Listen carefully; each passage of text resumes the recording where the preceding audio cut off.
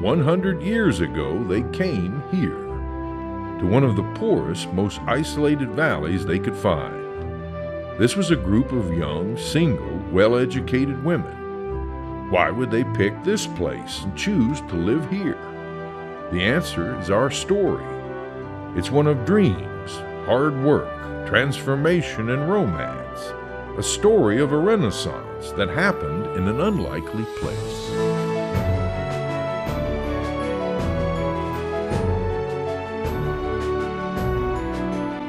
Gatlinburg today is far removed from the isolated valley of 100 years ago. But a link to that past survives in the very heart of this bustling tourist town. It can be seen and felt by every group that gathers at the alewine School of Arts and Crafts. It's a place where people come together. They come from all walks of life, from all parts of the world. Different people, cultures, and techniques meld here, blend here, are reinvented into something new here. Handmade fine arts are the results that you see. But take a closer look and you can see something else. The driving force that leads to these precious, priceless, one-of-a-kind pieces of artwork. The need to create. The desire to do good work. The urging of the human heart and soul. These are the fruits of the alewine School of Arts and Crafts. The seeds for this remarkable school were planted when a generous act of philanthropy brought a group of young ladies from the Midwest to what one author called the Back of Beyond, a region cut off from the rest of the world.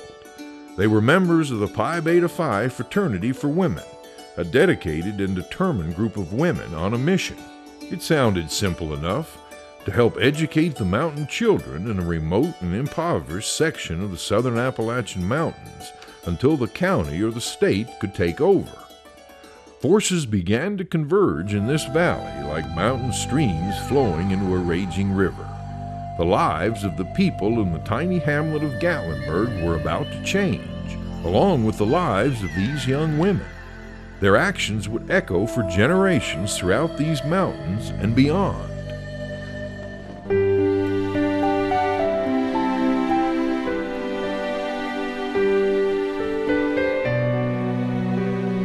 From the very beginning, there was something unique about a Pi-Phi. As the song goes, when you take a little golden arrow, a little wine and blue, and put them together with a bit of resilient loyalty, you've got something special, something that's impactful. The fraternity's decision to begin a philanthropic project to honor its founders grew beyond anyone's imagination and into a very impressive story.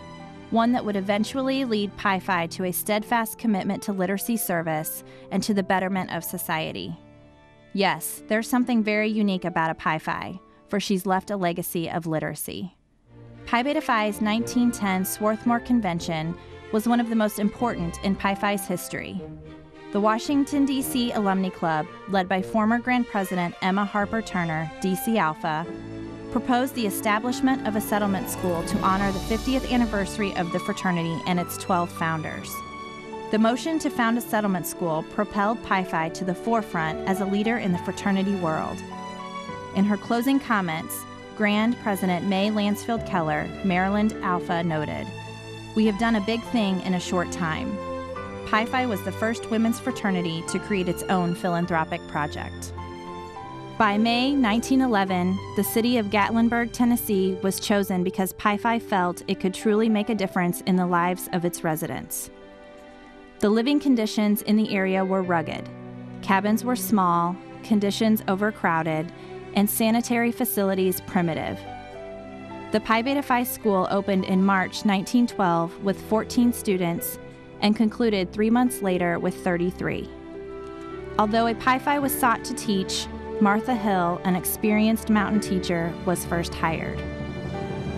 That summer, Settlement School Chairman Elizabeth Clark Helmick, Michigan Alpha, held the first community meeting. She explained the fraternity wished to give the community a permanent gift of a new school, but some in the community feared the school was nothing more than a ruse by an organized church. She asked for questions. No one stood. Finally, a local teacher asked in a determined and agitated voice, "What church do you folks belong to?" Elizabeth replied, "No one church, and yet to all the Christian churches." Her explanation brought a sigh of relief to the audience. December 3rd, 1912 marked the start of a new school term. Della, Miss Dell Gillette, Illinois Zeta, was the first Pi-Phi teacher. 40 students turned out on the first day, and by January, 75 were enrolled. Even more had to be refused because of space limitations. In the summer of 1913, the school was booming. However, permanent land for the school had not been secured. Originally, the men of Gatlinburg agreed to help purchase the property, but when the time came, they stood back and wanted Pi Beta Phi to raise the money. Learning that Ephraim Ogle would sell the desired property for $1,800, the fraternity pledged $600 and expected the community to contribute the remaining $1,200. Elizabeth issued an ultimatum saying if the Ogle land was not obtained by the next day at noon, Pi Beta Phi would establish a school elsewhere. The Pi-Phi women began preparing to leave town the next day to illustrate their earnestness. They wondered what the next 24 hours would bring.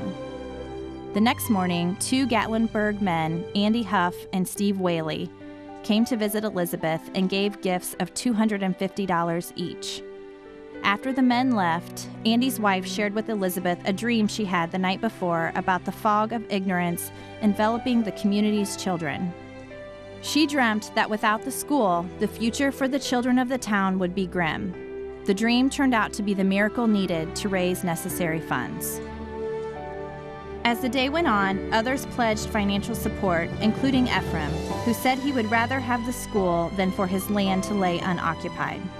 When the terms were agreed upon and the deed given to Elizabeth, an audible sigh of relief was heard from the crowd. Ephraim's son, Charlie, shot off firecrackers so the community would know Pi-Phi would remain in Gatlinburg. With the deed of the Ogle land, the fraternity acquired 35 acres, which included a teacher's cottage, an old school building, a barn, a store, several small buildings, and according to Elizabeth, an immense amount of faith in the generous support and goodwill of Pi-Phis everywhere. In return, Pi Beta Phi promised to maintain a school for 10 years, to build a new schoolhouse, and to provide good teachers. I became interested in the Pi Beta Phi Settlement School when I read an article in the Knoxville News Sentinel that UT had received a grant to digitize the Pi Beta Phi Airmont school records. And at that time I was writing Mally, which was a book about the logging that took place in Townsend, Elkmont area at the turn of the century. And I wrote that book, and at the time I finished it, I read another article in the paper that they had completed the grant and they had a website that contained the digitized records. So I looked it up and I was really nervous because I anticipated something great and I was afraid of being disappointed. But when I looked it up, it was amazing. It was the scrapbooks and letters and little Brownie Kodak photos that the teachers had kept during their time at the school. And I was immediately caught up in it. The pictures of the children's faces and the very earnest young women who went there to teach. And I thought, this is an amazing story, and I couldn't wait to write it. But I had a lot of questions. You know, my questions about why there was a settlement school in Gatlinburg, why it had ended up in Gatlinburg, why these young teachers, and I could tell from the letters, you know, that they were from fairly well-to-do families, and it was a very stilted kind of language and that I loved. And I thought, why settlement school? And why did these young ladies go up there to teach? And so I had to do a lot of research, as I always do for my books. I have to do a lot of research because I like them to be historically correct. It was the beginning of the mythology of Appalachia, that we were this poor, benighted region of ignorant people, of violence, moonshiners. All this had been popularized by, I guess you'd call it, early spin doctors who thought they could sell mission work and other things better if we were all lumped together as this, big benighted region. Or we were the last noble descendants of Elizabeth in England, who had lived in isolation. Anyway, it was used to promote these projects. And so her mother had this view of what it was like to come south to the mountains. And she tells her daughter, why don't you go someplace safer like Africa? But her mother's, has to, she's already promoted this idea of helping people to her daughters, and so she's kind of caught, so she allows her to come south. The reading list that the young teachers were given was filled with all of this propaganda about how benighted we were and how ignorant we were, and so my goal in the book was to try to balance the poverty and disease that I knew they would encounter and did encounter from what I read with the complex culture that I knew existed here, because people who can survive a harsh environment like this and choose to live under difficult circumstances have skills and talents of survival. They knew how to make things and do things to create a life for themselves. And there was a very complex, if you had a problem, your neighbors came out and bonded together and helped you and then went back home. So there was a very complex society here, and I wanted her to confront that along with everything else. And a lot of what these teachers went through were in the letters, and so I included a lot of that. Her first experience going to the Baptist church, and it was a little more fire and brimstone than she, encountered before. And one of the wonderful things was that part of their job was visitation. And so they were required to go out to these homes and visit these families and get to know them. And that was a wonderful chance to get to know and change who they were and impact the people that they were visiting.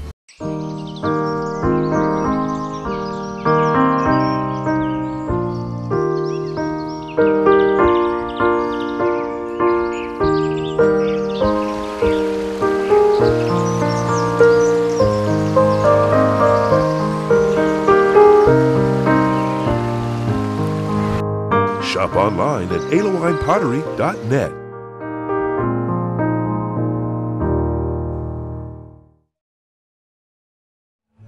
Hi folks. Every day we have people call us that are having a hard time finding our shop. And we are in kind of a hidden spot in the county. But we are a Gatlinburg business. We're on Highway 3, off of Highway 321. But 321 runs through Gatlinburg and Pigeon Forge up into Wares Valley. And a lot of times we get people calls from Wares Valley wanting to know where we are. But you have to go to Gatlinburg to get to our business. So if you're in Pigeon Forge, come to Gatlinburg. Now, once you get to Gatlinburg, all the lights are numbered. So if you'll look for light number 3, there's one way you can turn there. So you want to turn onto Highway 321. Now when you turn, you'll go 3 miles out that road. And you'll pass the post office, you'll pass Food City. Just keep going through it, and at 3 miles you'll come to Light 3A. And that is Glades Road. Now there's only one way you can turn there also. And you'll be turning onto Glades, and you'll go a little under 1.5 miles to get to our store. So remember, we're a Gatlinburg business. You have to come to Gatlinburg to get to our store. And we're off of Highway 321. We look forward to seeing you. We're open every day. We open at 9 o'clock. And during the season, we stay open until 6. We've got live music, We've got popcorn. You can sit around and play checkers. We've got rocking chairs everywhere. And we also have some pretty nice pottery. You can watch our potters work. You can talk to the people. Just come out and spend some time with us. I think it'll be worth the trip. Good to see you.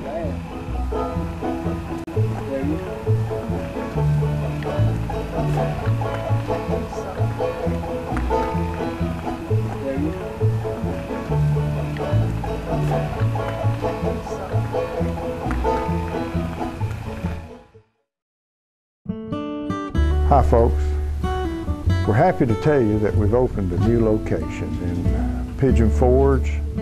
It's at the original book warehouse that's been here for several years at traffic light number 5. If you go right into, it's right in the middle of Pigeon Forge. When the opportunity presented itself for us to come in here, I noticed that they had the Moon Pie General Store. Now, that was a natural thing for me because when I learned how to drive a car, I started throwing papers, and I threw them for several years. And I would always keep a box of moon pies behind my seat. And it was something to watch me in the mornings folding papers, driving the car with my knees, shifting gears, eating moon pies and drinking coffee. I looked kind of like a cook at the Waffle House. So I've got a natural connection with this store anyway. One of the big issues you have to deal with when you come to Pigeon Forge or Gatlinburg is traffic. Sometimes the traffic gets a little bit crazy and intense here. So we've opened this store so you can get to our store easier instead of having to drive to Gatlinburg all the time. So we've still got the main store in Gatlinburg going strong. You can come over and see potters working every day and hear good music. But if you've got a few minutes and you want to stop in, we got really good stock here.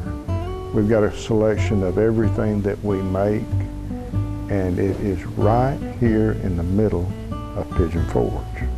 All the traffic lights are numbered, and if you'll go to traffic light number 5 and just look, I don't know which direction you'd be coming from, but if you're headed towards Gatlinburg, we'll be on your left. But just look up, you'll see the sign that says Moon Pie General Store, and it's got our name on the reader board. So just stop in and see us. They've got a large selection of books here. They've got the Moon Pie General Store here. They've got alewine pottery here. So remember, a moon pie and a cup of coffee in an alewine mug is a perfect fit. So why don't you stop in and see us?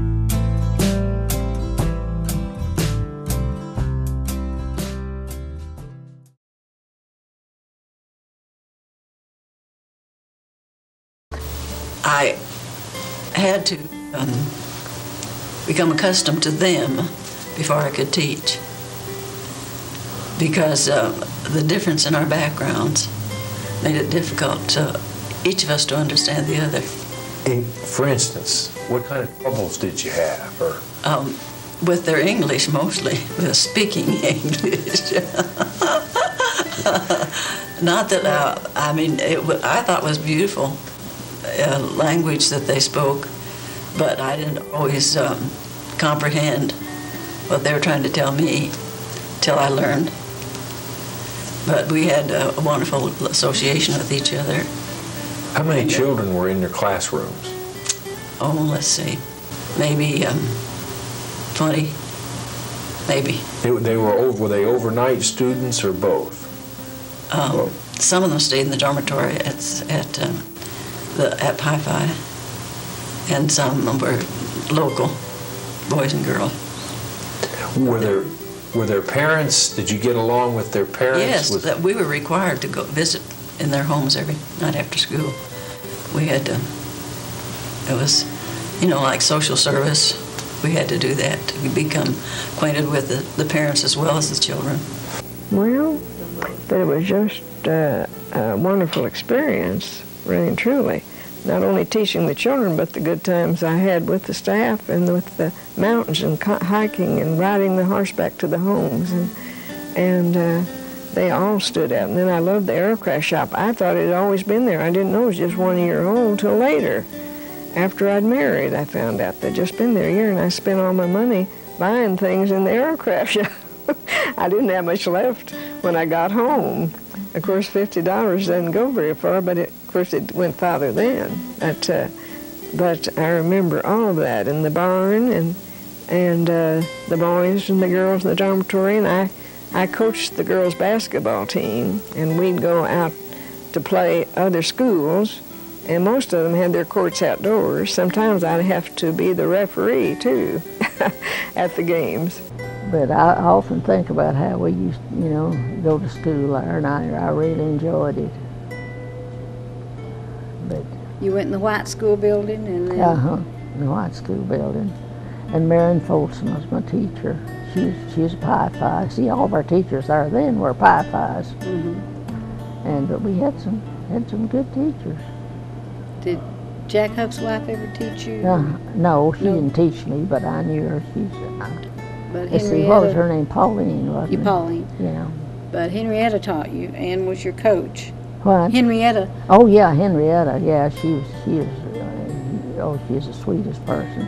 Never did get mad at us, and she ought to kill us all. But she's really good. You remember Aunt Sophie Campbell? Oh, you yes. Went to visit her. Oh, yes. A group of us went up there to visit her, and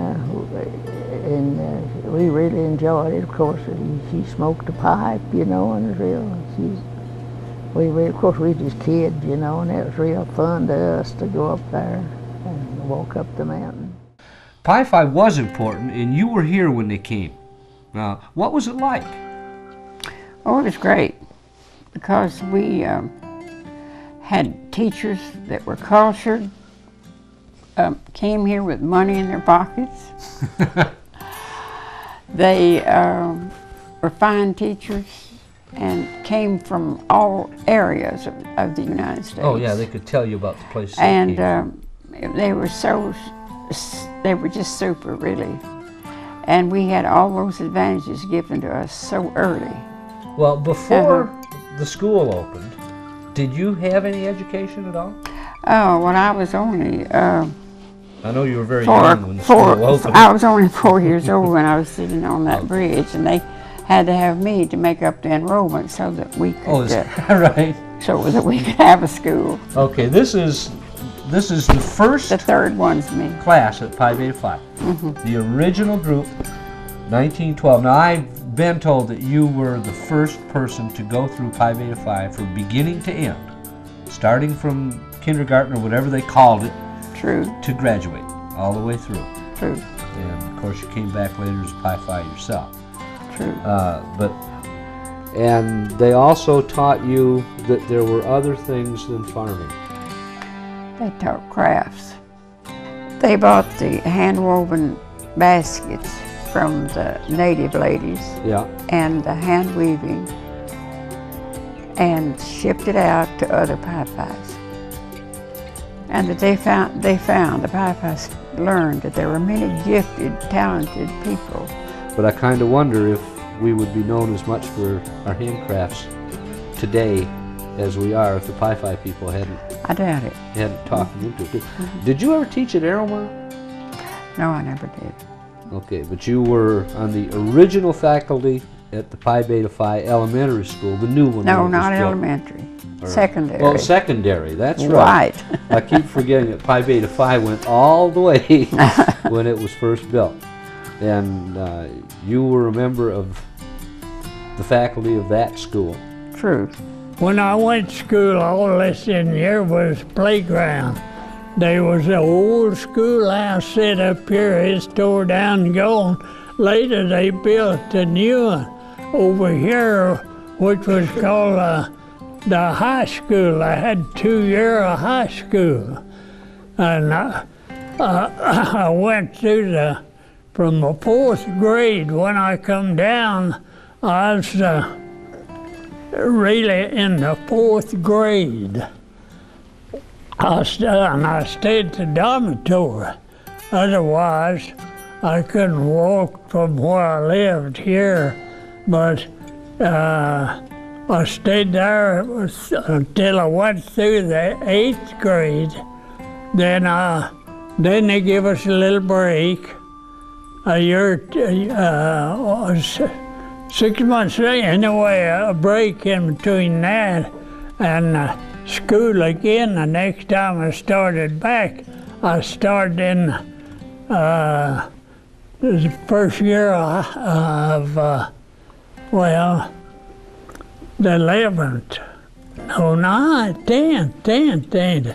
I'm over 100 years old. You've got to allow me to say a little something another that I wouldn't have said it that way. I'll tell you what I always thought. They thought there was a bunch of Catholics coming in here. Now, that's what a lot of the people thought, because I've heard them express themselves. And so they didn't. They wasn't weren't a Catholic in town. And there was, well, I imagine some of the teachers was Catholics. I don't know about that. I'll tell you, when they come in here, there's all strangers. You remember that? All the teachers strangers. They'd always, what people did go to school, had local people here teaching out of the county. And that didn't take them long. They soon caught on. They was perfectly satisfied with it after it got started. When they first came, were you excited about going to school and? No, I wasn't excited about it at all. But you knew that somebody was excited about you going, and you were going to have to go. I know that if I didn't go, what I'd get. And what might that have been from you? It'd been a switch. The school at that time, we had to work 3 hours a day to pay our tuition, and I stayed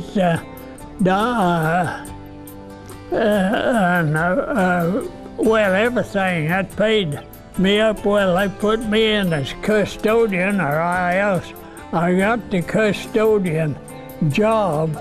That paid me 3 hours a day. When I got through school, I was eating with them because my 3 hours Saturday come. If I didn't walk back home, now I had to walk to Hedgerow and Fork, which is around 5 miles, to get back home. And if you was up there and wanted to come to town, you come 5 miles one way, where 2 5s makes a 10, don't you? Walk 10 miles to Gatlinburg and back. That's a long haul. And if you had groceries to carry, you carried them on your back. That means that you couldn't afford a horse. You didn't need one.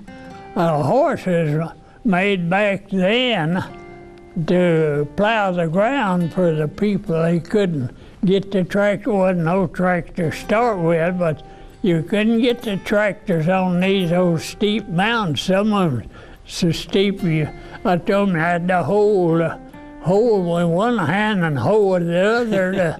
The fields are steep, but anyway, it's a case I have to. We lived off of corn. But then the Pi-Phi fraternity came in 1912 and took over the local public school, and they wanted to supplement and add to that scientific farming and instruction in health care. And they were very interested in what they called industrial arts, which meant taking what the people, the skills that the people already had and were doing, and not only preserve them, but help them to market, to make those skills more marketable, and then to help them find a market for it. So they taught the people the brooms and the baskets. They said, well, now if you're going to make it to sell, you would make it a little nicer than you would make it just for yourself. And then, of course, like the woodworkers, the men who made furniture were making it in the style of the arts and crafts movement.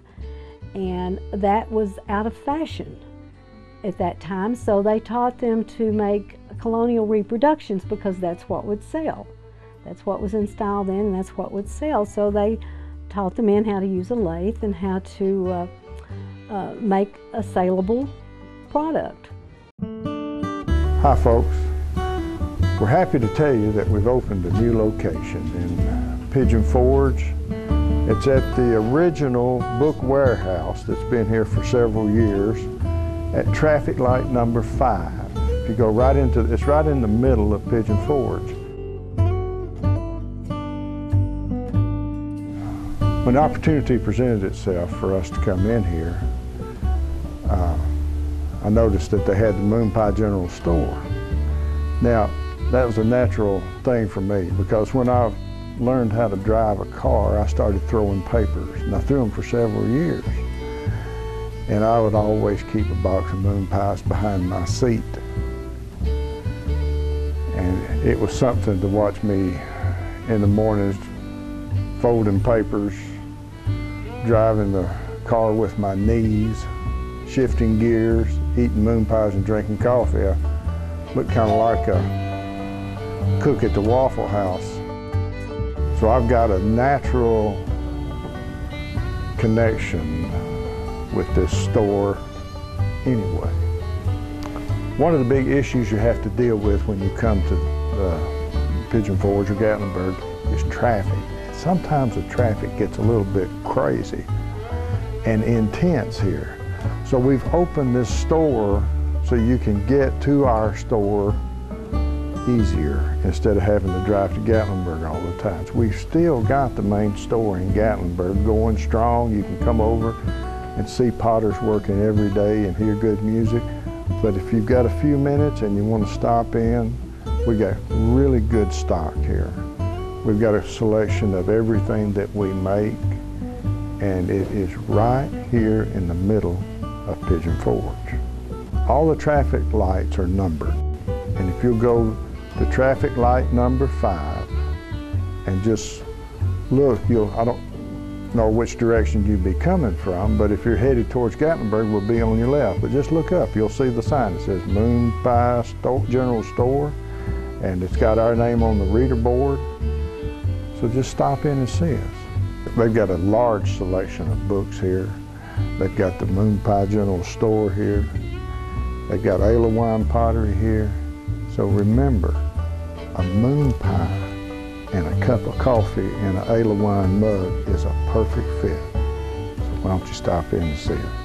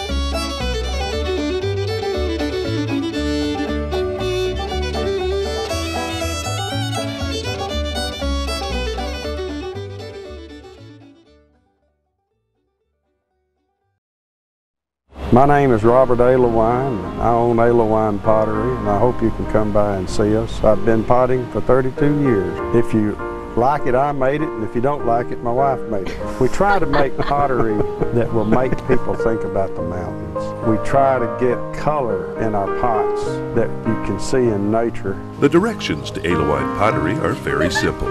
Just 2 turns from downtown Gatlinburg and you're there. It's located in the Great Smoky Arts and Crafts community. Perhaps one of the greatest efforts from the early years of settlement school was the development of the cottage craft industry known as aerocraft. From the fraternity's first days in Gatlinburg, the Pi-Phis noticed the wonderful baskets, patchwork quilts, and other handcrafted items the locals made. If a sale could be found for these articles, many might undertake the work, wrote Vermont Alpha Mary Pollard in the Arrow. Pi-Phis across the country came to the rescue, and Pi-Phi alumni clubs and chapters provided a way to market the handcrafted items. Aerocraft became a trademark in 1924, and 2 years later a gift shop was established in the teacher's cottage, selling mountain crafts such as baskets, brooms, placemats, napkins, and whittled items. By 1935, aerocraft was acknowledged as the largest, most successful cottage industry in the United States. The aerocraft shop served as a sales and showroom for the goods produced by the local artisans. It was also a handicraft distribution center from which items were collected, boxed, and shipped to the program's primary customers, Pi Beta Phi chapters and alumni clubs. The benefits of aerocraft extended beyond mere economic gain. The program also served to elevate the status of the mountain women by providing them with social and creative outlets. The Aerocraft Shop, the city's oldest gift shop, continues to this day, operated by the Southern Highland Craft Guild. What did it feel like? What did it mean to you to be able to weave for Aerocraft? Well, it meant, you know, I had a small income, and which helped the family out quite a bit, you know, financially. And I like to do it too. You enjoyed it as well? I enjoyed it, yes, I did. And in 1927, they had brought in a weaving teacher, and she had probably 30 or 40 women already weaving for Pi Beta Phi, and she said that didn't count the people that were weaving for the other 5 shops in Gatlinburg, and this is in 1927, 28. So very quickly things happened. And so my grandmother was weaving for the Pi Beta Phis, and she had disposable income in the 1930s when the rest of the country's in a soup line. You know, we were in poverty when they were booming. Then during the Depression in the 1930s, when everyone else were in soup lines in the rest of the country, my grandmother had disposable income. She bought her first electric washing machine, her first electric refrigerator. She had this disposable income because they were self-sufficient. Did you learn to weave when you were in high school here or Yes. later? No, I learned to weave when I was in high school. We started weaving for the aircraft shop. Oh, even when you were in school? Oh, yes, because I'd weave, get up before I'd go to school in the morning, I'd weave, and then go on to school, and then go back home and weave in the afternoon. And my sister and my mother also, we all 3 wove for the aircraft shop. And then after we moved to Smoky, my mother just, you know, kept on and had a little shop there. And I would weave there too, and my stepsister. We both would weave and help her. I wove wool. Tina McMorrin was my boss at the shop, and she said I was the best wool weaver she had, and that's what I wove wool. It's 36 inches wide. And you just had to know how to beat it up and how to pull it in, you know, have the edges as smooth as they could be. And so I wove mostly wool, but I did weave the aprons, and you'd have to put the strings through and then pull it up to the size you want them, and then braid them for the ties back there. And I had to hem them and then press them and have them just ready to put on the shelves or whatever when I took them to the shop. but that's what happened with people getting to weave and make their own money and have money to buy what they needed. Well, at that time, you know, there weren't anything else much for them to do, and they could get to do this weaving for the people that had weaving done, you know, around in this vicinity. So they meant some money for them. About how much, I mean, could you make in terms of weaving, from your weaving? Well, the most I ever made was $700 and something a year. The experiences that they had at school broadened their interest in other things. So other people came and other things came, and it just really developed the whole town from education, their education. Prepared them for what would happen in this place. Yes. And I just think it was just the beginning of opening, like a flower, just began to open all kinds of experiences. And they were selling the goods of the Southern Highlands, Gatlinburg, in all of those shops. And so the local people really did. They were just opposite of the rest of the country. They had all this disposable income suddenly, but they had been preparing for this, knowing the park was coming. And then it's again very interesting that the business died here when the war started. The Second World War started. The men closed up their shops and went to war. The women, the Weaving Guild and all the groups of women didn't do as much weaving anymore because of gas rationing. And so instead of weaving, they started crocheting and knitting for the Red Cross and for the veterans and for the soldiers. So that was the economic downtime for them, whereas the war ended the depression for the rest of the country. So it wasn't until the post-war boom that we finally got in sync with the rest of the country economically. What do you think it really did for Gatlinburg? Build it. That's the whole foundation of it, to my opinion. In what way? How did it? Well, otherwise he got the ball to rolling. I mean, if you'd know the condition of this place back then, all up Baskins Creek as people live, all up Mill Creek, and all up Roaring Fork, and Sugarlands.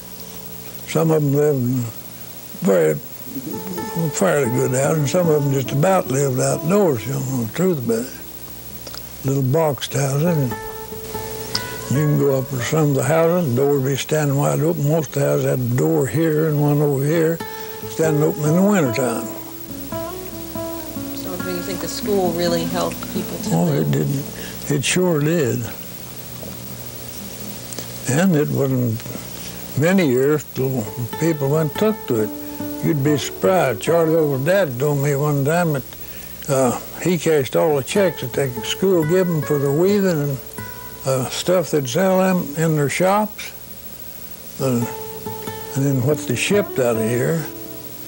He said anybody don't have no idea how much money they was bringing in here. He told me that himself. What would have happened if Pi-Phi hadn't come to Gatlinburg? Well, I don't know. I know one thing. He'd advanced it, like I said, 25 to 50 years. I wouldn't be much afraid to say go 50 years on it. Because healthcare was lacking in the area, in 1922, the Settlement School Committee purchased a small cottage and opened the Jenny Nickel Memorial Health Center in honor of Pi Beta Phi founding member Jenny Nickel, MD. The small clinic provided health care to the Gatlinburg residents as well as their neighbors in nearby smaller communities for the next 43 years. It featured a nurse's office, a primitive emergency operating room complete with a hospital bed, a bathroom outfitted with its own kerosene hot water heater, and a workroom laboratory. Practically all of the medical supplies and furnishings had been donated to the settlement school by Pi Beta Phi alumni clubs and collegiate members. As the fraternity's efforts grew, so did the appreciation of the Gatlinburg people.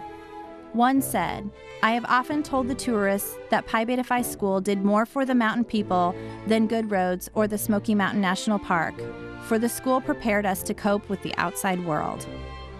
Today, Pi Beta Phi Elementary School remains in the heart of Gatlinburg. Its modern facilities sit on the campus of the 1914 school. Approximately 500 children are enrolled in grades K through 8. It offers a heritage-based curriculum and partners with the Great Smoky Mountains National Park to offer Parks as Classrooms curriculum. These programs are unique to Pi Beta Phi Elementary School and provide students with a link to the school and community's heritage. The Settlement School's original mission lives on in Pi Beta Phi Elementary School's well-rounded education and life skills training. 100 years ago, a courageous group of women who only wanted to help ventured into an unknown land. These Pi Beta Phis unwittingly unleashed a renaissance of ideas that live on today. As this place enters its 2nd century, it continues to enrich the lives of generations yet to come.